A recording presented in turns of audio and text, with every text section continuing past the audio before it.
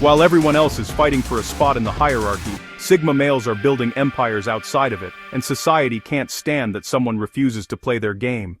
You've been told your entire life that success requires networking, social climbing, playing politics, kissing up to the right people, but every Sigma male knows that's a lie designed to keep you dependent on systems that don't serve you. Research from evolutionary psychology proves that approximately 10 to 15% of males in social hierarchies naturally operate outside the dominant structure, not because they're weak or antisocial, but because they're wired for independence. And that independence makes them simultaneously attractive and threatening to traditional power structures.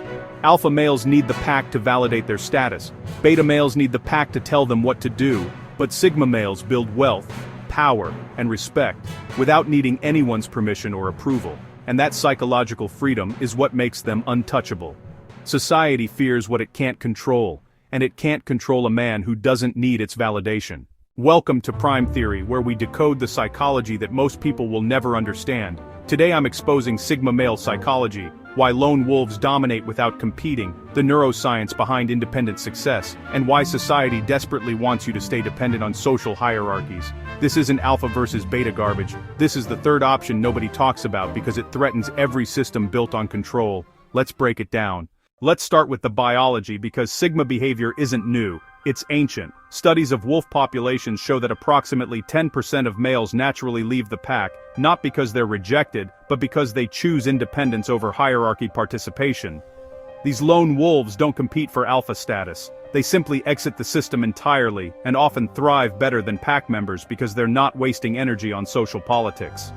Primatologist Frans de Waal documented similar patterns in chimpanzee societies, where certain males refuse to engage in dominance displays and instead focus on resource acquisition and strategic alliances outside the main hierarchy. Evolutionary psychologists theorize that this behavioral diversity exists because it promotes genetic variation and species survival. Groups need both leaders and followers, but they also benefit from individuals who operate independently, because those individuals explore new territories, discover new resources, and provide backup genetic lines if the main hierarchy collapses. In human terms, this manifests as the Sigma male, the man who looks at corporate ladders, social pecking orders, and status games, and says, "I'm not interested in climbing your structure, I'm building my own." Neuroscience research published in Nature Human Behavior found that individuals with low social conformity scores show heightened activity in the dorsolateral prefrontal cortex, the brain region responsible for independent judgment and resistance to peer pressure. These aren't defective brains, they're brains optimized for autonomous decision-making rather than group cohesion. Additionally, testosterone patterns differ. Alpha males experience testosterone spikes from dominance displays and social victories. They need external validation to maintain hormonal equilibrium. Sigma males maintain stable testosterone independent of social feedback because their self-worth isn't tied to hierarchical position. This biochemical independence makes them psychologically bulletproof. You can't manipulate someone who doesn't need your approval. Now let's break down the specific psychological traits that define Sigma males and why each one is a strategic advantage. Trait 1. Radical independence. Sigmas don't just prefer working alone, they actively avoid dependence on others for emotional validation, financial security, or decision-making. Psychology research shows that self-reliant individuals experience 40% less anxiety during crises because they're not waiting for external rescue. While alpha males panic when their status is threatened and beta males freeze without leadership, Sigmas simply adapt because they were never dependent on the system in the first place. Trait 2. Social selectivity. Sigmas aren't antisocial, they're selectively social. They maintain small circles of high-quality relationships, rather than large networks of shallow connections. Studies from social psychology confirm that relationship satisfaction correlates with depth, not quantity. Having 3 deep friendships provides more life satisfaction and psychological resilience than having 30 superficial acquaintances. Sigmas understand this instinctively. They'd rather have 0 friends than fake ones. Trait 3. Strategic observation. Sigmas watch more than they participate. They analyze social dynamics from outside the game, which gives them informational advantages that participants never see. This is called meta-awareness in cognitive psychology, the ability to observe the system while not being constrained by its rules. Think about poker. The player who folds most hands and only enters when they have advantage wins more than the player who stays in every hand trying to dominate. Sigmas apply this to life. They're not playing every social game. They're selecting the games worth playing and dominating those while everyone else exhausts themselves competing constantly.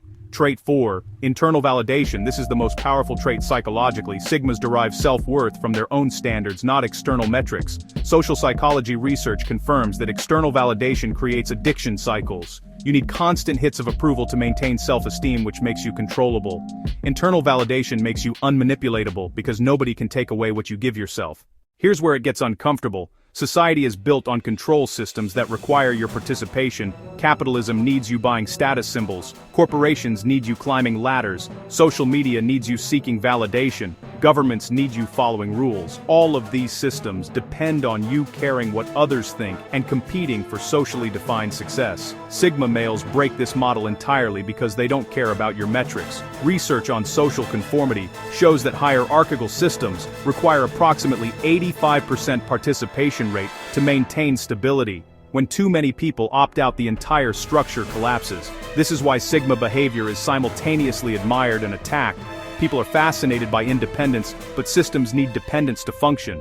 Every time someone goes Sigma, they're withdrawing energy from the collective game, which threatens everyone still playing. Psychologists call this tall poppy syndrome. Soppen poppy stelpsin, given stelverdunsen syndrodendra, the social tendency to cut down anyone who rises above the group through non-conformity. When someone succeeds by playing the game, everyone celebrates because it validates the game itself. But when someone succeeds by refusing to play the game, it threatens the game's legitimacy. Sigma males succeed without networking, without social media branding, without playing politics, and that success proves you don't need those systems, which makes everyone invested in those systems uncomfortable. Studies on group dynamics show that groups will often ostracize high-performing members who don't follow group norms because their success challenges the group's belief system. This is why Sigma males are called arrogant, antisocial, weird. These aren't descriptions, they're defenses. If society can label you as broken for not conforming, then it protects the conformity model from examination. Pop culture reveals our collective psychology, and the Sigma male archetype dominates modern storytelling because we're starving for models of independent masculine power. Thomas Shelby from Peaky Blinders is the perfect Sigma. He's not the loudest in the room. He doesn't need to prove dominance through aggression. He operates with calculated precision and commands respect through competence and mystery, not performance. Notice how Thomas doesn't explain himself, doesn't seek approval, doesn't engage in social games unless strategically necessary. He builds an empire while everyone else argues about who's in charge. John Wick embodies Sigma traits through action. He doesn't want to be in the game, but when forced to play, he dominates completely, then returns to solitude. He's not trying to become the new high-table boss, he just wants to be left alone, but his competence makes that impossible, because the hierarchy can't tolerate someone existing outside its control.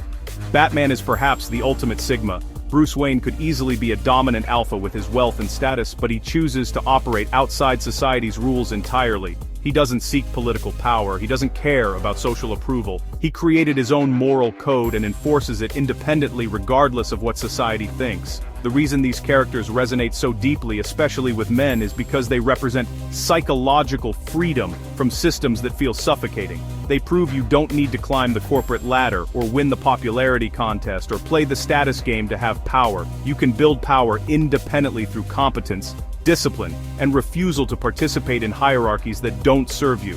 Research on narrative psychology shows that the stories we're drawn to reflect the psychological states we're trying to reach. The massive popularity of Sigma characters reveals a cultural shift away from traditional hierarchical masculinity and toward independent, self-determined, masculine identity. Now, let's address the uncomfortable truth. The Sigma archetype can be weaponized by people using independence as a mask for insecurity.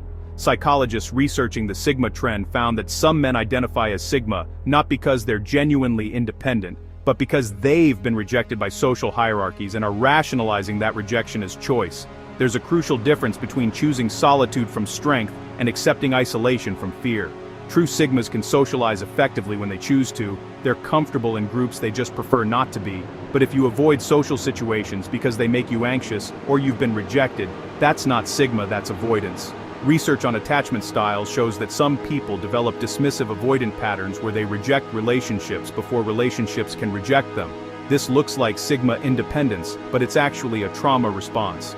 Additionally, the Sigma lifestyle requires exceptional self-sufficiency. If you can't handle problems alone, if you need constant external motivation, if you crumble without support, Sigma life will destroy you.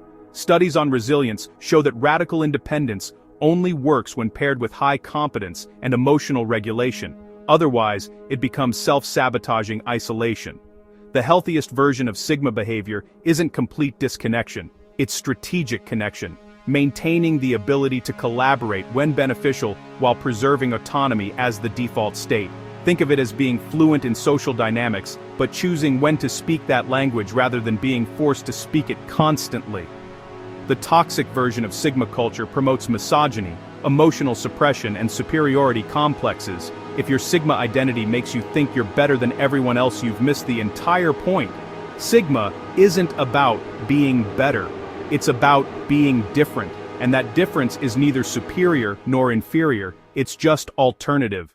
If you want to develop legitimate Sigma characteristics, not the fake Instagram version but the actual psychological traits, here's the protocol. Step 1. Build radical self-sufficiency in measurable ways. Learn to solve your own problems. Can you change a tire, cook a meal, manage your finances, fix basic household issues without calling for help? Sigma psychology starts with capability, not philosophy.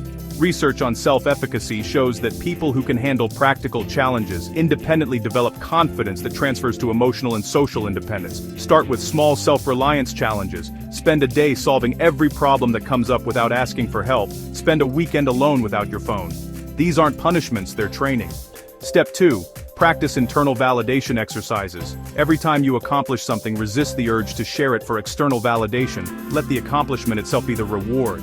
Psychological studies confirm that reducing external validation dependency rewires your dopamine system to derive satisfaction from achievement itself, rather than others' recognition of achievement. Step 3. Develop a clear, personal value system, independent of societal norms.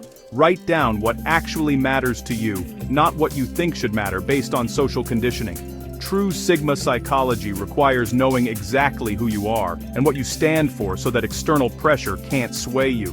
Cognitive psychology research shows that people with well-defined values experience 60% less decision paralysis and report higher life satisfaction because they're not constantly second-guessing themselves against shifting social standards. Step 4. Strategically reduce social obligations that don't serve you. Start saying no to events you don't want to attend, relationships that drain you, social expectations that feel performative. This isn't about becoming a hermit, it's about conserving energy for relationships and activities that genuinely matter rather than maintaining social obligations out of fear of judgment.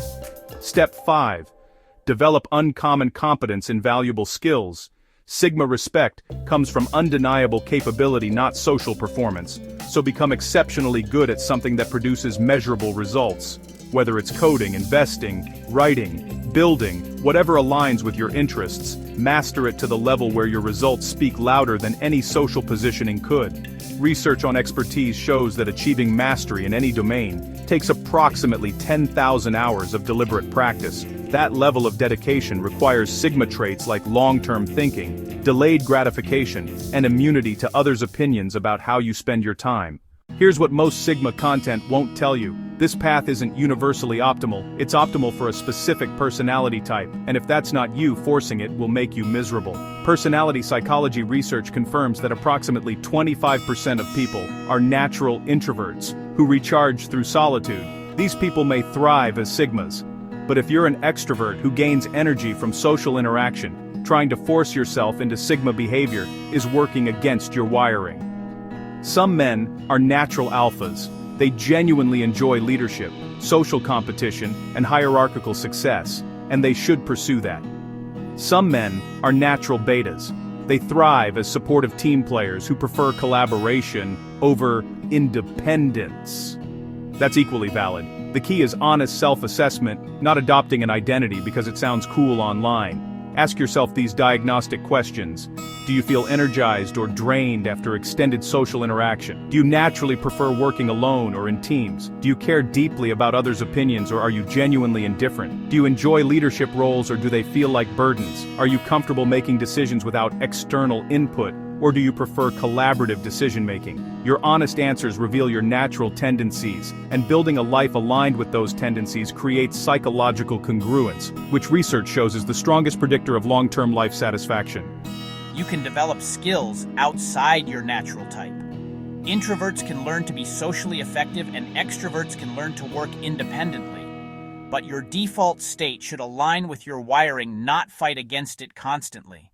The Sigma male isn't a better version of masculinity, it's an alternative version that society doesn't want to acknowledge, because acknowledging it means admitting that all the systems built on hierarchy, competition, and conformity are optional. You don't have to climb the corporate ladder, you don't have to network constantly, you don't have to play social media games, you don't have to seek validation from people whose opinions don't matter.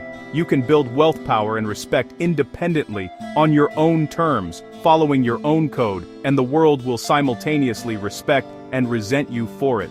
Research proves that independent, high-competence individuals often achieve greater long-term success than those caught in zero-sum status competitions, because they're not wasting energy on hierarchy maintenance. But understand this: Sigma life requires exceptional self-sufficiency, emotional regulation, and competence. If you can't handle problems alone, this path will break you. And Sigma life requires comfort with being misunderstood, judged, and labeled as arrogant or antisocial by people who need you to participate in their games to validate their choices. The question isn't whether Sigma is better than Alpha or Beta, the question is which archetype aligns with your authentic psychology. And the only way to know that is honest self-examination, without social pressure influencing your answer. If you're naturally independent, competent, comfortable with solitude, and indifferent to social validation, lean into Sigma traits and build a life that leverages those strengths. If you're not wired that way, stop forcing yourself into an identity that doesn't fit just because it sounds impressive online. This is Prime Theory. We give you the psychology that cuts through social conditioning and reveals how power, success, and independence actually work. Subscribe for weekly breakdowns that expose the systems controlling most people and show you how to operate outside them. The lone wolf path isn't for everyone, but for those who walk it authentically. It's the only path that feels like freedom. Figure out who you actually are, then build your life around that truth, regardless of what society says you should be. That's how you win. I'll see you in the next one.